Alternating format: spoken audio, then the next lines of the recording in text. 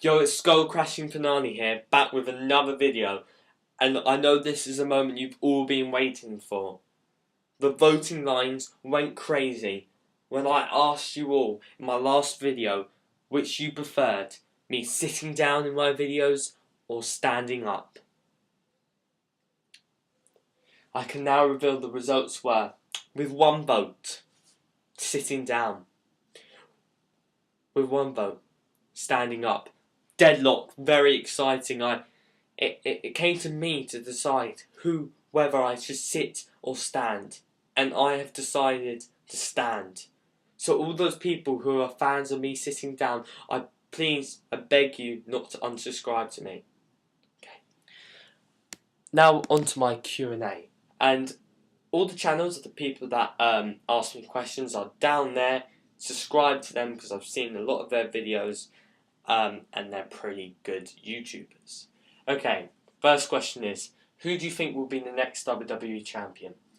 Now, a lot of people, and I spoke to people on Skype last night, a lot of people did say and believe what will happen is new Nexus will come out, beat up Cena, CM Punk will win, Del Rio will win the Money in the Bank, and Del Rio will cash it in on CM Punk. However, I think this is too obvious. I reckon WWE think it's not really much of a shock. So what I think should happen is, because Del Rio's the #1 contender, it should be made into a triple threat match in which Del Rio wins. And I think Del Rio will be the next WWE champion and not CM Punk. Okay. Second question is, who do you think the next World Heavyweight Champion will be?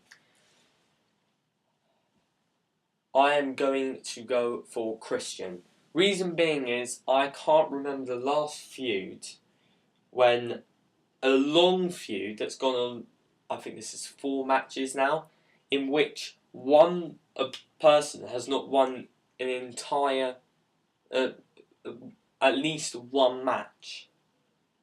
Christian has lost every single match, and that seems a bit weird for a feud. And I think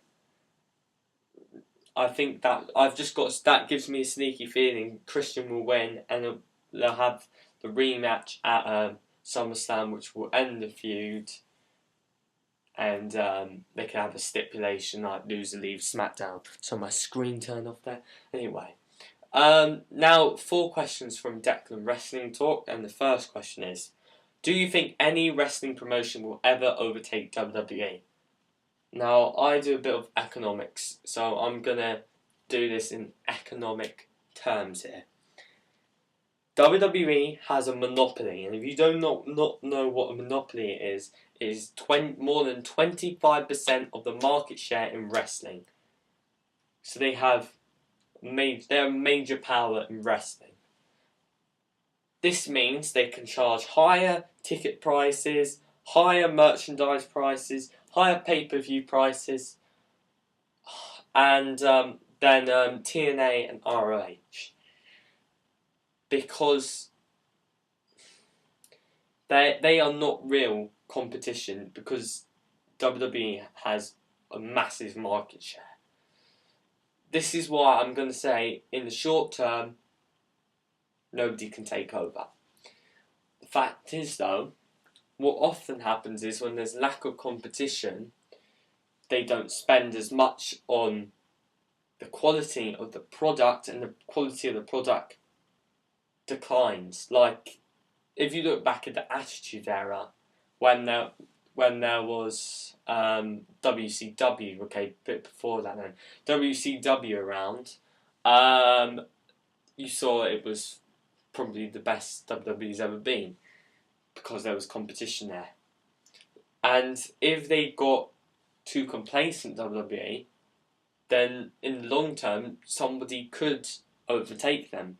But I don't think Vinnie Mac is going to if he plays it smart, no one will ever overtake WWE. Do you think John Morrison will be a future world champion? Yes, yes, and yes. Thing is, he reminds me of a young Shawn Michaels. The only thing that is different from him and Shawn Michaels is mic skills. He is not as good mic skills as Shawn Michaels. However, I think people underrate his mic skills. If you look at my John Morrison the Next Shawn Michaels video, I actually show in the description box there's a promo which him as a face, which I think was actually pretty good. I think he's definitely got potential. He's got in-ring skills very similar to very good in-ring skills similar to Shawn Michaels, and he's got a good look like Shawn Michaels. And I'm not homo for Jomo, so don't get that into your head. Anyway, next match is what is your not next match. Next question is what is your favourite match type in WWE? That is the Money in the Bank match. Simply put, 8-man, normally mid-carders in the ring, like loads of ladders falling all over the place. You see about 10 finishes every match. High-flying moves. It's really, really exciting. And it's actually basically they're fighting over a championship. And where you see mid-carders turn into upper-carders. I think it's a fantastic match. And the next question is, besides WrestleMania, what is your favourite pay-per-view? Money in the Bank.